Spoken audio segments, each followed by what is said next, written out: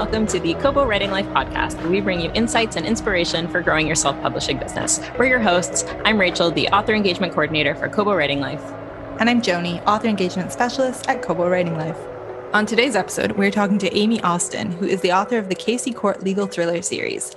Aime is a former lawyer who practiced family and criminal law in Cleveland, Ohio for several years, so she knows what she's talking about.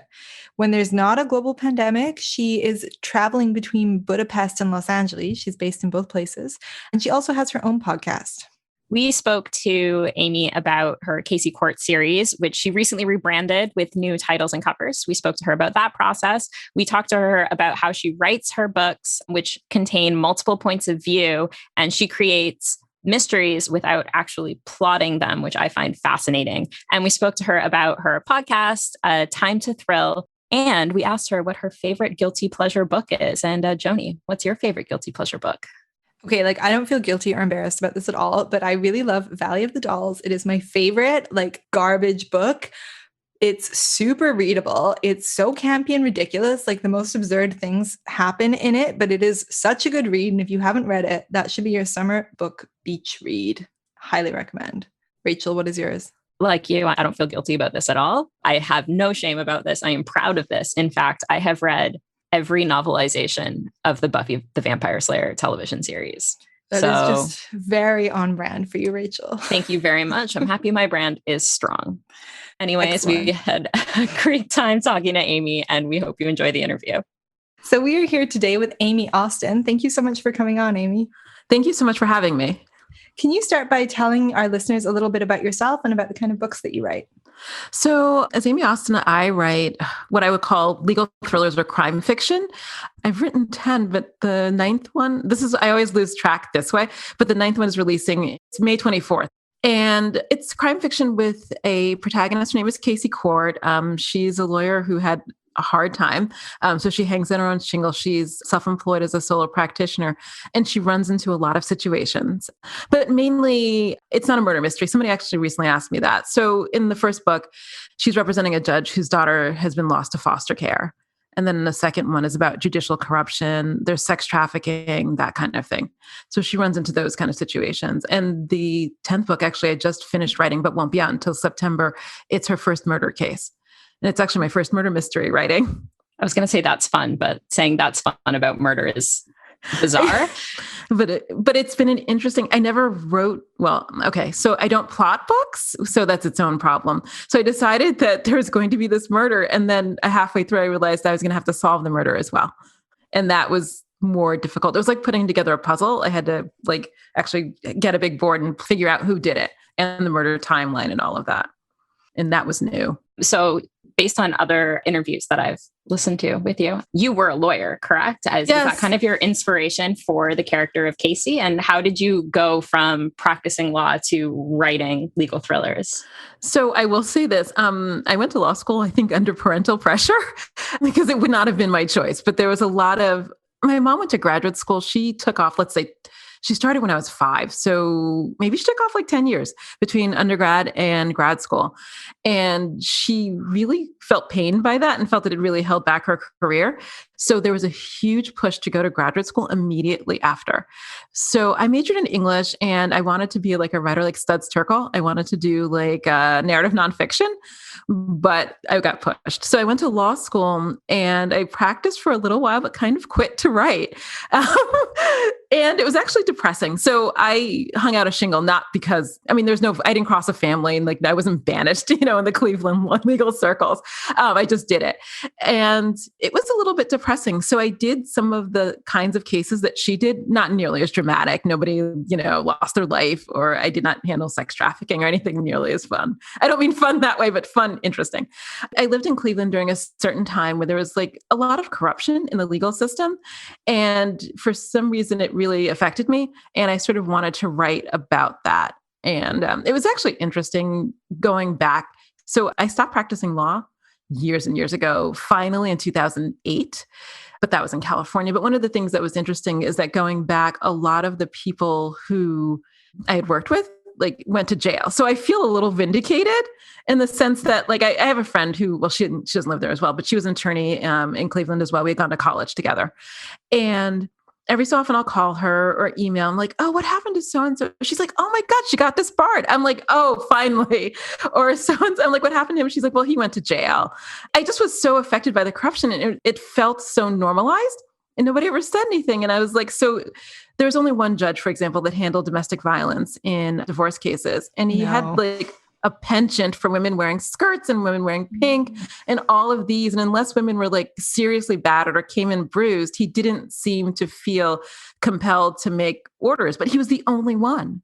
So, even as an attorney, like I had a pink suit that I would wear, and I hate pink, but anyway, I had a pink suit that I would wear to go in front of him to try to like engender sympathy for my clients. But I didn't feel I didn't like that at all. And so I wrote about a lot of those things. And it was similar with foster care. There was a lot of, so women, for example, who gave birth in public hospitals were drug tested, but women who gave birth in private hospitals were not. So the poorer you were, the more likely you were for your children to end up in foster care. Well, I'm in LA, but I gave birth at home. Nobody asked me anything at all. But I think if I'd given birth in a public hospital, I would have been subject to probably a lot more scrutiny. That is grim. Yeah, I can see how you were a little bit disheartened by the legal system. I guess maybe I was idealistic. I lived in New York City, and then I moved to suburban Connecticut, and I went to like a private college and a private law school. So I was probably in a bubble more so. And, so I took on these cases because people said it was a good idea and it was great for the community and all that. I just had no idea. I really didn't. And I think upon leaving, I did an interview for the Plain Dealer, which is the paper in Cleveland, talking about some of these things because it had come to light that the foster care system was completely unbalanced and was not fair in how they were doling out supervision of families. And the reunification process was kind of a nightmare as well, because people would stay in the foster care system forever. And reunification was, in theory, the goal, but was not always what really happened. So you write about these kind of issues a lot in your book. And I'm curious, how heavily that's a lot of responsibility to tell those stories, especially if they're not your own stories. Like, how do you tackle that? And how has the response been from readers?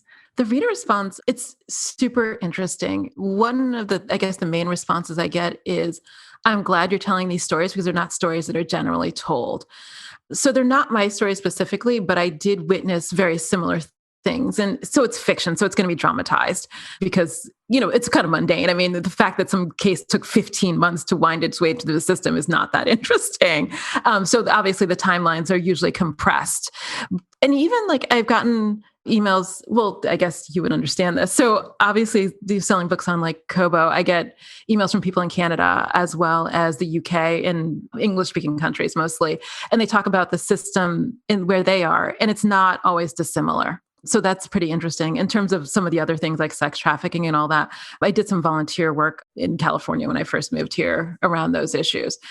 And when they were trying to pass statutes to try to limit sex trafficking, at least statewide for, children that came in with no sort of pedigree. But it's more, I really want to, how can I say this? I feel that the stories of people who are victims of things like that don't get told. And it feels really important to tell those kinds of stories. There are other authors who do that. And I do read them, but it's not the majority. A lot of crime fiction is more gruesome crimes, or a lot of death, I guess. I want to say that. Yeah, I think we talk about this on here a lot, but I think it's one of the biggest, it's so sad that we need to talk about this because it's going on. But at the same time, I think that telling stories really humanizes what's going on and makes people realize things where they might not know about them, or reading it in the newspaper, it comes across differently. So I think it's super important that you're telling those. I'm glad that it's great that you hear from readers, but it's sad that it is necessary. If that makes sense. Yes, yes, I don't know how to, yes, I agree with you. It is sad, but it is interesting, humanizing. And I do get emails from readers actually about so in over 10 books, most of the victims are not children, I would say that, but in 2, they're children. So one is a girl who goes into foster care, I think when she's about 13, and one is a girl who's sex trafficked at 15. And I get a lot of emails from readers where they want to know what happened. And I don't have a good answer because I don't know if there's any kind of happy or good ending to that kind of severe trauma at that stage in one's life. I have to ask, sorry if this is really personal, but how does that affect you emotionally? When you are exploring these topics, I imagine you do have to do some research around them. And then how do you keep yourself from kind of spiraling into a hole of just badness and keep writing these books? Oh, I wish Sometimes I feel like it doesn't affect me, but then sometimes maybe I'm crying. I think the hardest part is the trauma. So I've been reading a lot more books about trauma lately. And what I think I find is sad is that it's really hard for the human brain to heal from trauma because of repeated abuse or repeated whatever. How can I say this? The human brain gets used to repetition. And if the repetition is good and everybody's loving and delightful, your life is far different than if the repetition is traumatic. And I think that's the hardest part lately. For some reason lately, it saddens me a lot. And I've been reading more and more books about neuroscience and the human brain, just as a side note. Well, I started with reading books about being happy and happiness and retraining the brain for happiness. And then it delved into trauma. So I think I recently read The Teenage Brain, which is not that bad. It's more prescriptive about what to do because teenagers are constantly, being influenced and how to sort of keep the influence more positive than negative, especially because their brain's not fully formed. But I've also been reading books by an author named Brian Perry. So he co-wrote a book with Oprah that was released last week or the week before called What Happened to You? And it talks about how people spend a lot of time asking what's wrong with me. And he said, I think the bigger question is what happened to you, because the trauma affects how you appear to other people. And then he also wrote a book that I read this week called The Boy Who Was Raised as a Dog. And it talks about trauma in children. And he does, let's say 6 or 7 case studies about trauma, but it's pretty awful. I mean, he talks about a child who was left alone all day, like a baby. And it's sort of delved into sociopathy because there's no way for the brain to, without human love and touch and all those things, it doesn't go well. But most people it's usually not that bad, but it's still kind of awful that the brain, it's very difficult to retrain the brain out of trauma. And it has to be pretty deliberate. And most people are not making those kinds of deliberate, actions toward healing. Yeah. And I feel like we should say at this point for anyone listening that wants to read your books is that they're not all you're dealing with heavy topics, but they're not they're still page turner thrillers. Yes. Don't be afraid to pick up these books. That's true. I mean, and there's light. And so Casey has she has a love life that's always off the rails. She has a cat, she has neighbors. I mean, she has a full life. And so each book is written, all but one actually, have 3 point of view characters. So it's always Casey. And then it's the other people in their life. So sometimes the other point of view characters are victims, but sometimes they're attorneys. So they're just different people who are involved in some process. And even the book that's coming out now is actually about toxic tort. So about poison gas or poison water in this case. So it's not so dramatic. Yeah, we wanted to ask you more about writing from the POV of multiple characters. How do you go about creating those voices and how do you bring together one story with 3 narratives? So I'll say this many, many years ago. So I've been a voracious reader most of my life, but maybe in the late 90s, I was really into Philip Margolin. So he's a thriller writer. He doesn't release as rapidly as he used to, who was the first author I think I read who wove multiple points of view. And he's had more than 3. And you have to read 10 chapters before you can figure out what's going on. And by the time you got to halfway through the book, you're oh my God, here we go. Now I'm into it. But it was a lot of disparate information that you had to pull together as a reader. And I thought that was a fascinating and brilliant way to tell stories because, for me, one point of view character is not always enough because they have limited information. I mean, any one person has limited information, even in police procedurals where they have to interview lots and lots of people. So Casey's the easiest to write, obviously, because I've written her for 10 books. So I know her super well. My son said I mistakenly call her my friend sometimes. I was my friend Casey. He's Casey's not your friend, mommy. Casey's not real. So I spend a lot of time with her in my head and thinking about her life. And she's had to make some choices about lots of different things. The other characters, I think it's just a matter of research and then a lot of time thinking and developing them in my head. So since I don't plot, it's more sitting in my head. So one of the things I'm interested in a couple of different things now. One is cyber stalking and the other is the Catholic priest abuse scandal. So what'll end up happening, because I haven't done it yet, I asked people for resources. People gave me a ton of resources on it. I'll probably spend several months reading about it and thinking about it. And then usually when exercising or, showering or cooking, because that's the things you do that physical, is when the ideas usually come to me. But I give it some time to percolate. In the meantime, I'll probably work on something else. And because you're not a plotter, like you said, how do you kind of develop how the mystery is going to unfold through three different voices? Do you kind of think it through?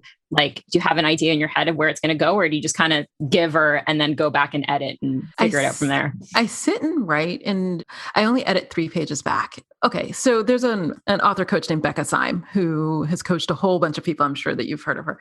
And I didn't understand how it worked because I was talking to her, coaching. I was like, I want to write faster. I want to do all these things. And she was like, what I think you don't understand is that your brain is like working on it, just not in written form. So I think that I usually, to be honest, like in the shower or biking or like lifting weights or doing Pilates or yoga or something, then it comes to me and then I sit down and write it. But I sit down every day and I just write. And then how it works is some kind of magic that I don't spend any time trying to figure out. Like I was trying to figure it out.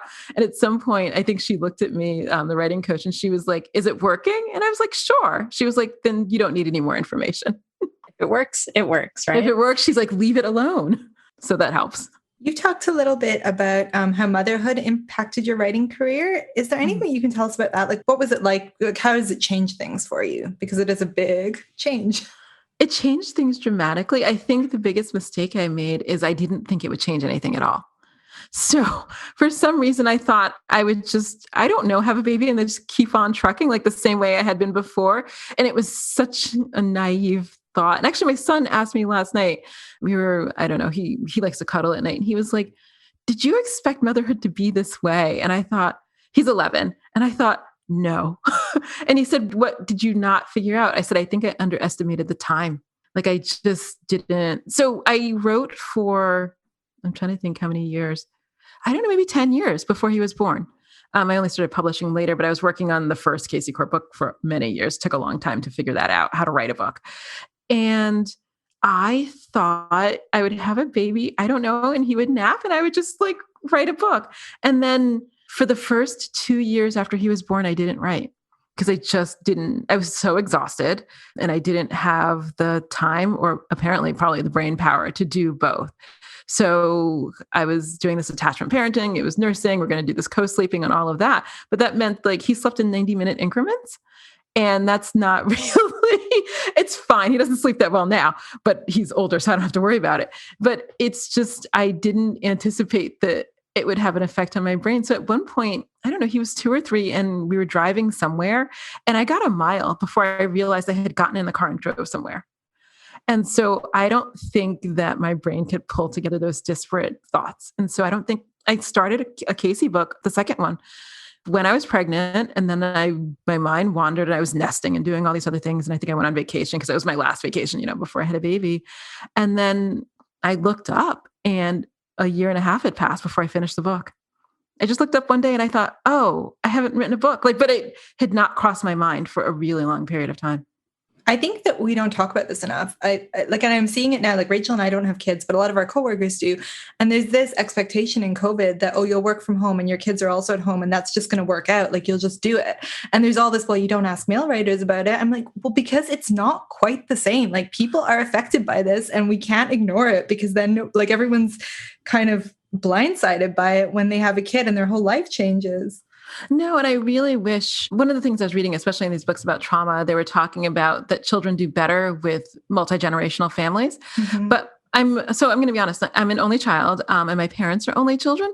So there were no babies around. And so I didn't have a good idea of what was involved with babies. Mm. And I think that I'm not advocating for multi-generational families generally, but I think if we spent more time in less isolated surroundings, we'd have a much better idea of what was involved with children. And COVID was sort of no joke. So I was under the impression, because a lot of people said to me, oh, but you've always worked from home. So does it make any difference? And I was like, but I have a bouncing human being here who's like, Mommy, can you cut me an apple? Mommy, can you cut me a banana? Mommy, Zoom is not working. Mommy, can you plug this in? And there was a lot. It was really disruptive. So even last year, my writing took a hit. So I usually write one book from beginning to end, and it's not a problem. And last year I started 3 books and I just kept quitting halfway because I couldn't sit down to have a coherent thought to finish the plot. And so it affects me more than I thought. And my writing only really got back on track when he went to nursery school and then school full time. And it wasn't ideal because I'm not a morning person. I mean, I wake up in the morning and I do lots of things. I just don't write in the morning because my brain's not there yet. but I've had to make a lot of adjustments to write when he's not here because there is no alternative. I mean, I don't know what the alternative would be. I don't have a good answer for that. Yeah, I truly, I can't imagine trying to do my job now as it is with like a small kid around. Like, I don't know how people are doing it. And yet they're expected to. Like, everyone's just like, oh, this is your job, right? This is what you do. Right. And children, children are no joke. And I have met authors who are more prolific than I, the people who write like a book a month or whatever. And I've often asked them and they're like, well, people have made compromises. Well, I had to give them an iPad or I had to hire, childcare, or they have to make some other arrangement, but children require an enormous amount of attention. It's not a bad thing. It's just what they require. But I don't know if anything societally, at least, in like North America, is set up for that. Yeah, I think you're absolutely right. It's hard, but hey, you're still writing 10 years later. You got back on it. So I did get back on track and I'm really happy about that. And he's only getting older. So it actually gets easier because he's much more self-contained. And my child's not particularly self-contained, but he goes to school and so he reads. So that's like, oh, look, he's reading. I have 40 minutes, or he'll talk to his friends or do things like that, which give me pockets of time. And I understand when they're teenagers that from what I hear in 2 years, he'll be uninterested in me and I'll have all the time in the world, but I don't know. I have 3 brothers and I will tell you that you won't hear anything from him for like 6 years and then he'll emerge. That's what I hear. My friend's like, goes in his room, he takes showers, and then one day he comes out with like too much Axe body spray. And I was like, okay. But I haven't reached that stage yet. He's still like pretty intense. So he's like, can we have a hug? Can we cuddle? Can we play? And he's really into playing games right now, like board games. But for all of that, I just had to, especially during COVID, I just had to make a choice that I was going to spend this time with him and not feel too resentful about it. There's an author, I don't know if I'm sure you've read her, but Cora Seaton, who like a couple of years ago, we were at a retreat, I think before RAM, but we were at a retreat and she gave a talk about carving out time for writing ahead of time. So because I was under the impression I could write 365 days a year. And she was like, that is not realistic. So she had us sit down and do a chart. And it turns out if you really block out the time that you can really write, let's say it's 200 days a year. But once I realized that was more true than what I had believed to be true, a lot of the resentment went away. And I was much better able to plan my life realistically instead of trying to juggle. So once before COVID, like if he would come home sick, he would want to sit and cuddle and watch movies or read or do whatever. And I would try to write at the same time. And, after talking to her, I realized, okay, so I'm just going to block off this day. I'm not going to write. We're going to sit and cuddle and do whatever. And then when he goes back to school or wherever, then I can go back to writing. But juggling and multitasking is not necessarily effective. So once I blocked out time to do one thing or the other, it made it a lot easier. Right. So basically, whether it's hanging with him or writing, that thing is getting your attention fully. That one thing is getting my attention fully. And it works out a lot better for him because he used to make fun of me and it's not great. But when he was 2 or 3, he would sometimes sit at the laptop and pretend to type and go, I'm working on something. Give me a minute. And he always say, well, when you say give me a minute, you mean 20. And I hadn't realized I would just, go into the zone and be lost. So that's much better. He still makes fun of me from that era, but it's better now. Because when he says, well, like yesterday he wanted to play, he's all into these board games, some game called Quarto. And he said he wanted to play the game. I said, okay. And I closed the laptop and then I just walked away. So now that COVID is, fingers aggressively crossed, starting to wind down, do you have a plan to tackle those 3 books that you started? Like, what's your writing looking like moving forward? Okay. So I did finish 2 this year. I sort of hunkered. Well, it's 2021. We're up to, it's May. So I mean, what am I going to do? Time doesn't exist. I know. That's it. I looked up and I was like, oh my God. So I finished 2 and I'm really happy. One is I'm going to do a spinoff series of the Casey Cort. So to be honest, the character in the last book or the 10th book in the Casey Cort series, I wanted to be the spinoff character, but I didn't have a sufficient knowledge of her. This is like character building. So I sat down and wrote the first book in the next series so I could figure out who she was in order to write the last book in the Casey Cort series. So that snarled my brain, to be frank. So I had to finish the first book that's not coming out. I mean, it has like no release date, it has no plan. I have no covers, I have nothing, but I had to finish that. And then I could write the 10th book since I knew who she was. And then I could move forward. The other book, I don't know, like it's halfway done and I haven't worked on it. Like I just opened the file and I haven't worked on it in 7 or 8 months. And so I'd have to reread it and not start all over again, but familiarize myself. And that's a whole thing. So I don't know, maybe in the second half of this year, I would like to finish that book. I'll say that. So this other book that you wrote where you were kind of exploring the character, is that right? Are you going to release that? Is it going to be a kind of bonus material? Like, you have a good question that I was discussing with an author friend yesterday, and I don't have an answer. So I will say this. At some point, I wrote the fourth book in the Casey Cort series, and it was just going to be a bonus material. And then one day somebody said, well, why don't you put it for sale? And I said, okay, because a lot of readers were like, I don't want to subscribe to your newsletter. I don't want to do that. I just want the book. And I said, okay. And then I looked up like several months later, and it was outselling the other books. And I was like, I think this kind of like peek into an author's brain is cool though, especially if it's something that you really only just wrote for you. I think that's really cool. And that's interesting. So ultimately the answer is probably yes. And I think so that I have the title. I just haven't done anything with it. And it's been edited. It's sitting on my computer edited in theory. I'd have to look at that. So I think so, but it's more her name is Nicole Long. She's an attorney. She's an alcoholic. She has a lot of issues, and it's more her backstory. In the sort of scope of what I was talking about earlier, she's a mess. I mean, she's a mess. So she appeared in earlier Casey Cort books. She like lost cases. People are like, what's wrong with her? She's this really eloquent, like amazing attorney, but she can't get it together. And it's only by the grace of, I don't know what, that the prosecutor's office didn't fire her. But when you learn her backstory, it becomes more what happened to her, because everybody's like, why is Nicole Long this mess? She's eloquent. She gives these great speech and opening and closing statements.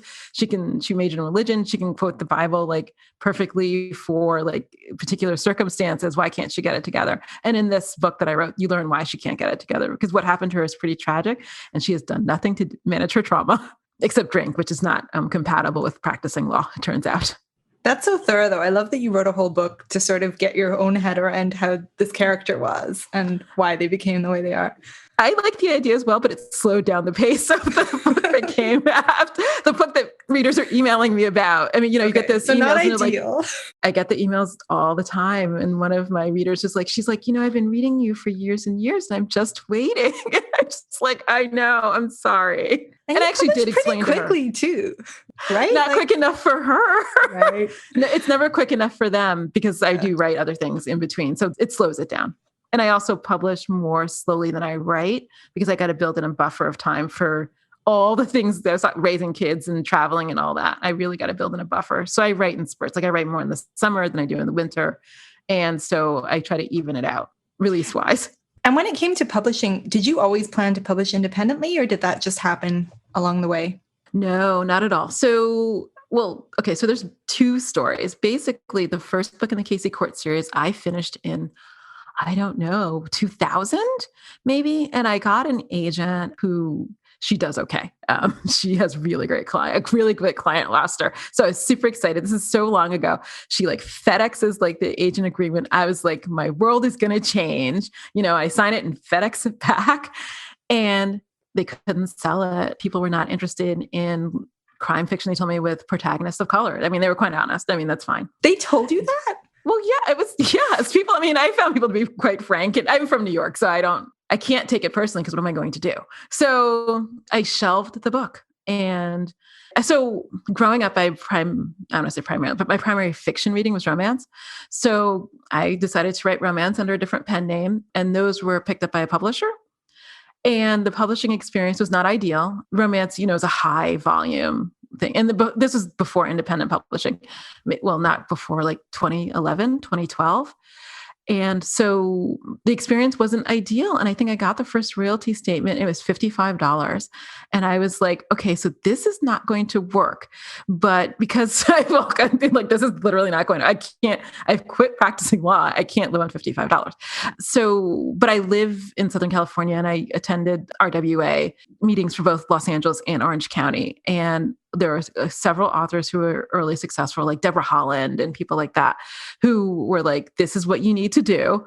And, it took me a year, but it was only after like publishing 2 books with a publisher that I was like, okay, so if they're not going to promote me, and it's hard, I don't know, maybe it would have worked out in the long haul, because a lot of romance authors after the 10th book, then they move to like single title, and then they move to, but that's a lot of capital that you have to put in. and hope that you are the person that's picked by the publisher. There was a lot of issues with that. And so I looked up and I was like, okay, so I'll try independent publishing. It took me months to get it together. I got my rights back. And I got emails from readers who were like, oh, I thought you had published this book, but I looked on like all the retailers and it's not there. And I was like, oh, I guess I need to like, do this. But I felt bad. I just felt bad. And I didn't know, it's not that I didn't know how to do it. It just felt daunting. And it felt like with no support. It is daunting. It's a lot of work. And it was 20, whatever. I mean, formatting was a whole different thing. There was no vellum. It was all much different. And I put the books up. And I think in the first day I made like $55. And I was like, oh, okay. Like, it was like, I was like, I got it. But there was a lot of stigma earlier on. Because I think I've published my first independent book, maybe 2013. I want to say that seems about right. And I felt bad. I'm going to be frank. I felt bad. A lot of my friends had stayed with the publisher before that particular line closed. They go in and out. And they're like, well, you can step out, but what are you going to do without publisher support? And I had to like leave a lot of those groups and sort of join other independent authors and move forward. And it got a lot better. It was just really daunting to make that decision first. A lot of authors I've met now just independently published first, but I had an agent and then I sold on my own and I had gone through all these hoops.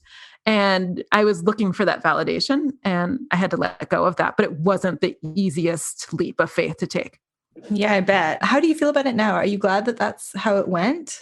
Now, yes. All these years later, yes. It's because now I can see, it's like the past you can see, but I can reach more readers. I never would have thought this, but I've reached more readers publishing independently than I ever did with a publisher because I could go where they were or follow a trend or whatever that is. So I think I looked up one day and maybe the first Casey Cort book, you guys interviewed like Skye Warren, but after her first ram or maybe right before that, I was talking to her one day in some form and she was like, you really need to sit down and figure out how many books you've sold and then, market to your readers and all that.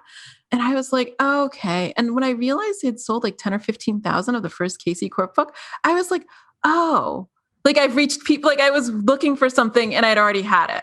But, when you're counting every day and like just doing the grind, I didn't spend a lot of time tallying. It was just, well, today I'm going to do this and tomorrow I'm going to do that. And it felt pretty validating. And especially I get a lot of reader emails, maybe because of the topics, but every day there's some reader email and they're talking to me about whatever. Yesterday was about authors or he asked me something, but it's just having direct contact with readers. I think I realize more how much you reach them. And so I'm perfectly fine with the decisions going forward. It's been fine. That's great. Just kind of like bouncing off the reaching your readers, you relatively recently started your own podcast, just kind of switching gears a little bit. I was just wondering if you could tell us a little bit about like why you decided to start a podcast and what that experience has been like for you. So one of the issues that we were just discussing during COVID is that I felt like I didn't have a creative outlet, and also no offense to independent publishing, but everything you do is sort of tied to a dollar. So it's like, am I going to write this book? How many is it going to sell? And getting up some days and thinking about that. Well, if I write this book about this topic, is it going to sell as well as this book about this other topic? And that's a little, I don't want to say it kills the muse because I don't really have that problem, but it sort of limits creativity. Or I felt that way. I don't know if that's true, but I felt that way in 2020, but it may have been general malaise of 2020 as well. So I can't speak on that. And I don't know, I was sitting around like in May or June, and I love podcasts. I listen to them religiously. Not as many last year because I do it mainly while driving in Los Angeles, which is a lot of time in my car. And one of the things I love, the podcasts I like the most are long form conversations because I think people are fascinating, but I can only meet so many people and talk to them so much in my life. So one of the things I decided to do was like have like long form conversations with creative women. Like it's honest, it's like the best thing I did last year. Like it's been a true joy. So, I mean, like the last interview I did was Mia Hopkins, who's an author who writes romance. She's got the, oh my God, East Side Brewery series. And then she also wrote cowboy romances before.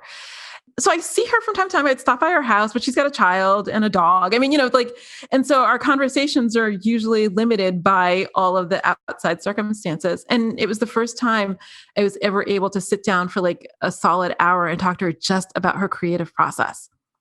And it's amazing. Like all the things she talked about, I thought were amazing. And the influences that led to that book. But I've also interviewed other people I've met along the way. Like I interviewed an artist who's a painter. Actually, our paintings in my in this room, and I've known her for 16 years, but I don't think I've ever had a conversation, like a dedicated conversation about her art.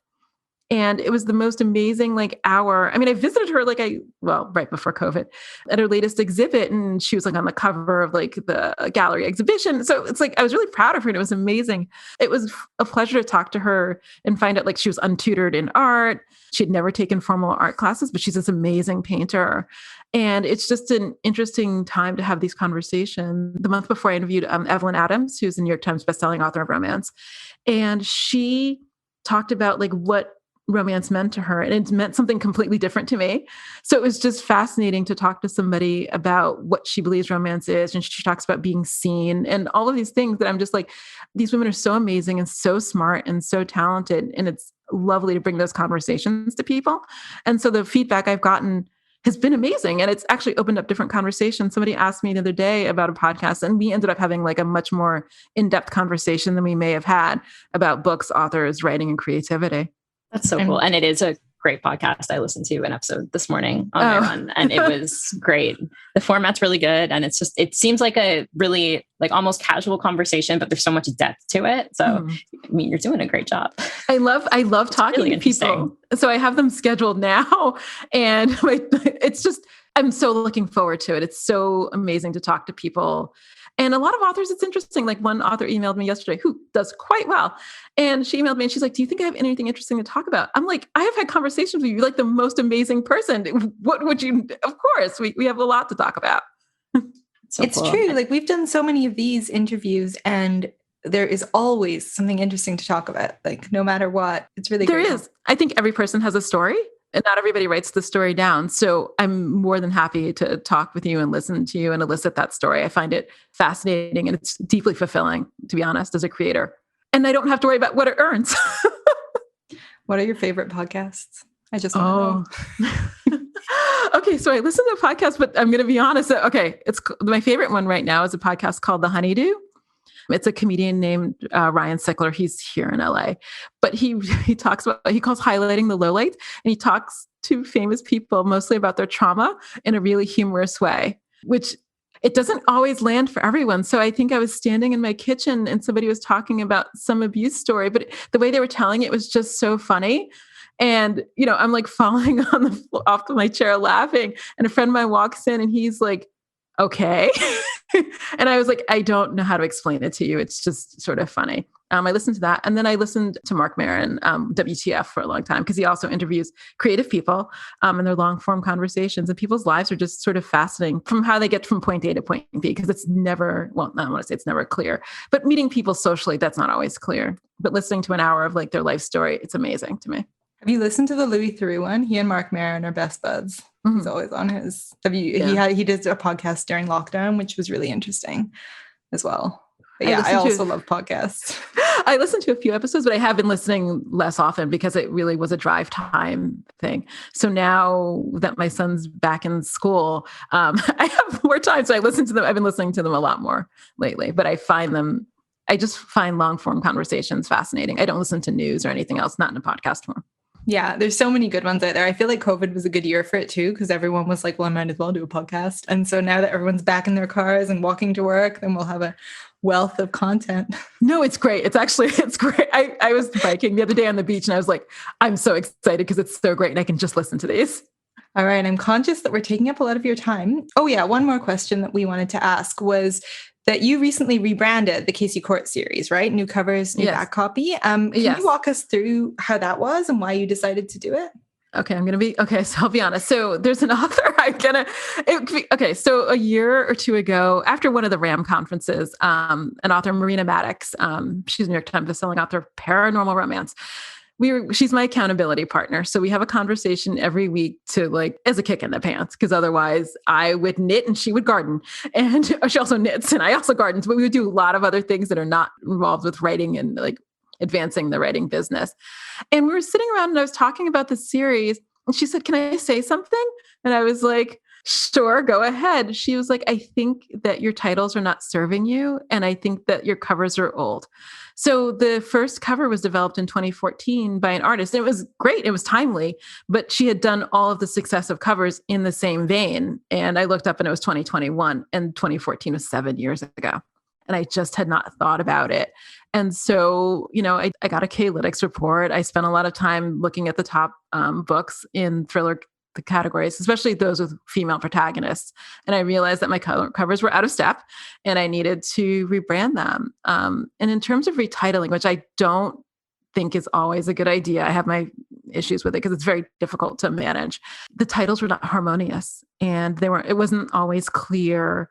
You guys talked to Sky Warren. One of the things that she said to me is that people need to know what the book is about from the title. Like nobody's like, people are not spending their time trying to like look at your double entendre or look at your witty title and figure out what it's about. So with that in mind, and knowing that the titles were not even harmonious, because the first one was titled by like my agent. I mean, you know what I'm saying? So it was not that much of a thought out process. I sat down and brainstormed actually with my son, because he loves to do this, just the titles. And I was like, okay, what I'm going to do is I'm going to have harmonious titles and they're going to be one word and it's going to be what it's about. So for instance, like the book that's coming out is called Poisoned, and it's about contaminated water affecting children and possibly causing childhood cancer in this small town. And the book that I just finished is Abuse, which is about domestic abuse and intimate partner violence. So it's clear from what it's about, from the covers. Now it's clear that one of the protagonists is highlighted, and they're much more in vein with how books look now in 2021 and not how books looked in 2014. I think that's a really difficult decision to take. And like, that's some tough love from your friend, but sometimes it needs to be done.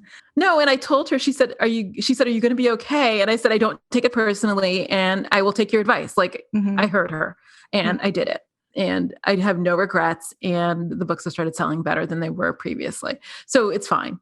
It's just, it was not easy, and changing the titles of audiobooks and the whole ISBN, it's a lot of metadata stuff that's not enjoyable. And I had to just be okay with it not being perfect from the beginning. So some reader, I don't like these emails. I take them so personally, and the reader didn't mean it at this way, but I woke up one morning and there's an email from a reader who said, I was on Audible and your titles don't match your covers. And I was like, I know, but I can't make the metadata switch magically, and it's just going to be how it is. And it's fixed now. I have to go look, but it was fixed. But my audiobooks appear to be proper. And like on Kobo, like Tara helped me last week or the week before, and it's all fixed. Yay. So exactly. Worth it in the end. But yeah, it was very much worth it. Definitely talked to a few authors who've done this, and it's a huge task. But if you are publishing for 10, 12 years, like things change and time moves on, and you kind of need to keep things. No, time marches on so fast, and you start looking at the bestsellers, and you're like, oh my God, I'm out of step. But it feels like it happens so gradually, and you're always looking forward to go back and look, and you go, oh, okay.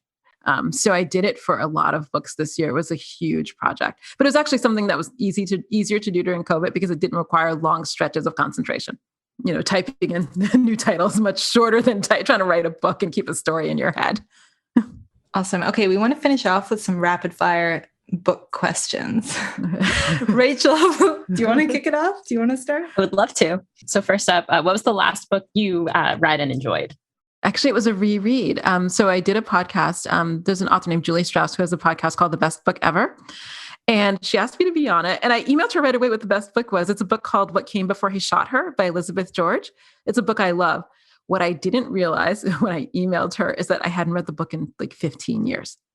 So I couldn't go on the podcast with apparently 15-year-old knowledge and I reread it and I still enjoyed it. I still think it's one of the best books I've ever read. And I still think Elizabeth George is a spectacular author who does a better job than I do at melding crime and social commentary.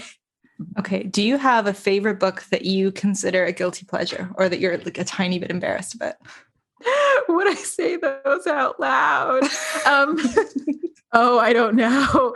I don't think so. I mean, I'm pretty open about the books I read. I think that I don't even know. I don't think so. I don't Fair think enough. so. You're open about your books. I'm open about my books. I mean, the romance authors I enjoy most right now are like Serena Bowen and Sarah Mayberry, who sort of write like angsty romance. And there's no guilt, just pleasure. Good. Excellent. Great answer. Is there a book that either made you want to become a writer or that has influenced how you write your books? Oh, that's so interesting. Or an author? It doesn't have to be one book. No, there's an author. This is going to be the bizarrest thing. There's an author named Barbara Delinsky. She writes women's fiction now, but this is the Harlequin era. She had many pen names. I think they were all like BD pen names, like Billy Douglas and all these other pen names, which as a kid, I figured out. The copyright page, you can see who writes the book. She wrote for like these Harlequin lines. She wrote romance and then she wrote women's fiction. There was something that was always deeply compelling about her characters. And she was heavily influential on my writing. I don't know. When I would read her books, I would get that feeling. I don't even know how to get that feeling. But it was her and Victoria Dahl. They both wrote books with, heroines who I found relatable. The heroines always had they weren't perfect. And I like imperfect heroines. And there's something about like men who can fall in love with imperfect women that I still find, to be quite honest, quite compelling. And our final question, do you have a favorite fictional lawyer? Oh, I love Mickey Haller. So the Lincoln Lawyer, well, that's the first book in that series. So Michael Conley, who has a long-running police procedural series with a guy named Harry Bosch, who's now in his 70s. So, that's got to come to an end. He's a Vietnam War veteran. Now he's got like a cane. And I was like, this is coming, like it's getting hard to chase people. So he did a spinoff series. Oh my God, that's probably 15 years old as well. I'd have to think about it. But when I first read The Lincoln Lawyer, I was like, oh my God, he's kind of not a nice guy, but I adore him. Because he believes in justice. I mean, he seems to have a lot of problem around women and a lot of problem around how he conducts his life, but I think he's a great lawyer. Awesome. And before we wrap it up, where can our listeners find you online? And what is the name of your podcast? Oh, so the name of the podcast is called A Time to Thrill, and it's everywhere you can find podcasts. On Instagram at ThrillerPod. And then that's the Casey Cort series on Facebook, but I'm mostly on Instagram and I don't have as much social media time as I would like because that's usually the last thing. Awesome. We will link to your Instagram and your podcast and your books. And when is your next book out? May 24th. Perfect. Okay. So that'll be out already. And after that, you have another one on pre-order, right? Yes. I'm so sorry. Yeah, you're right. I did put it up. The thing is, the book is written and I have the dates. And then one day I look up and I go, then a reader will email me and ask me. And I'm like, oh. So then the book is called Abused and it's coming out in September. I don't know the date off the top of my head, but it's the 10th book in pre-order. It's the 10th book in the Casey Cort series. And I really, really love it, to be honest. It's like, I finished the book and I thought, oh, I love how this book went. That's awesome. So everyone go out and pre-order it, please. And thank you so much for talking to us, Aime. This has been great. Thank you so much for having me. Thank you for listening to the Kobo Writing Life podcast. If you are interested in picking up the Casey Cort Legal Thrillers series, we will have links to Aime's books on the blog, and we will also link to her podcast, so you can check that out as well. And if you're looking for more tips for growing your self-publishing business, check us out at kobowritinglife.com. This episode was produced by Joni DiPlacido and Rachel Wharton. Editing is done by Kelly Robotham. Music is provided by Tearjerker, and big thanks to Aime for being a great guest. If you're ready to start your self-publishing journey today, sign up for free at kobowritinglife.com. Until next time, happy writing.